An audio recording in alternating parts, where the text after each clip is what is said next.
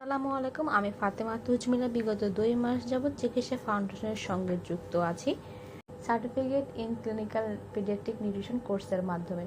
আমাদের এই কোর্সটি দারুণভাবে সাজানো হয়েছে। একটি শিশুর বেড়ে ওঠার প্রতিটি ধাপে তার বয়স অনুযায়ী কী পরিমাণ খাদ্যের প্রয়োজন আছে তা আমাদেরকে শেখানো হয়েছে। একটি শিশুর বিভিন্ন বয়সে তার কতটুকু ওজন থাকতে হবে বা কতটুকু উচ্চতা হবে সে সম্পর্কে জানানো হয়েছে। শিশুর অপুষ্টি বা শিশুর কোনো রোগ হলে সেক্ষেত্রে কোন ধরনের ডায়েট দেওয়া হবে বা বিকল্প কোন ধরনের খাবার দিয়ে তাকে সুস্থ করতে হবে সেগুলো সম্পর্কে শেখানো হয়েছে। কোর্সটিতে অনেকগুলো বিষয় সম্পর্কে শেখানো হলেও আজকে আমি মূলত খাদ্য অ্যালার্জি ও খাদ্য ইনটলারেন্স নিয়ে কথা বলবো।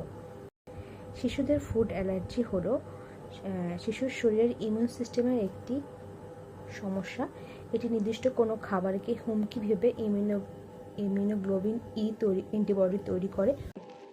এটি খুব দ্রুত প্রতিক্রিয়া দেখা যাবে, অনেক সময় জীবন ঝুঁকিও থাকে। আর ফুড ইনটলারেন্স হলো এটি ফুড অ্যালার্জি থেকে একদমই আলাদা। এটি মূলত হজমের সমস্যা। হজমে সাহায্য করে কোনো এনজাইম যেটি ভালোমতো তৈরি হতে না পারলে খাবারটি হজম করতে সাহায্য করতে পারে না, ফলে সে খাবারটি প্রতিক্রিয়া দেখা দেয় এবং এটিকে ফুড ইনটলারেন্স বলা হয়। শিশুদের সাধারণত ফুড অ্যালার্জি থাকে গরুর দুধ, ডিম, বাদাম, সি ফুড, সয়াবিন, গম ইত্যাদিতে। এ সকল খাবারে ফুড অ্যালার্জি দেখা দিলে এর বিকল্প খাবারগুলো ব্যবহার করতে হবে। ফুড অ্যালার্জির লক্ষণ মূলত র্যাশ, চুলকানি, চোখ ফোলা, বমি, ডায়রিয়া, শ্বাসকষ্ট, হুইজিং ইত্যাদি। শিশুর ইনটলারেন্সের লক্ষণগুলো হলো পেট ফাঁপা, গ্যাস, পেট ব্যথা, হালকা ডায়রিয়া, বমি ভাব।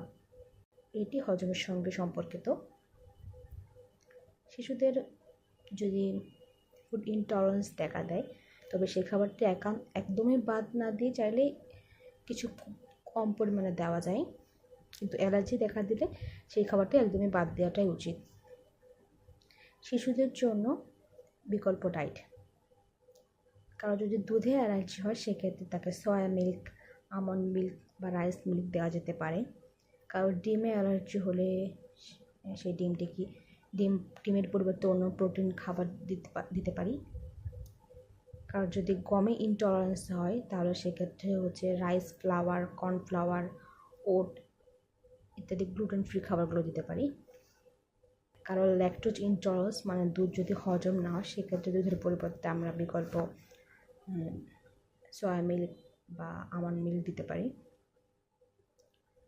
প্রথমবার অ্যালার্জি রিয়াকশন হলে বা শ্বাসকষ্টের সমস্যা খুব মারাত্মক হলে বা খুব পেটে ব্যথা হলে, শিশুর ওজন যদি না বাড়ে বা র্যাশ খুব বেশি দেখা যায় সেক্ষেত্রে অবশ্যই ডাক্তারের পরামর্শ নিতে হবে। সঠিক তথ্য পর্যবেক্ষণ এবং উপযুক্ত খাদ্য ব্যবস্থাপনায় একজন শিশুকে নিরাপদ রাখতে পারে। ধন্যবাদ।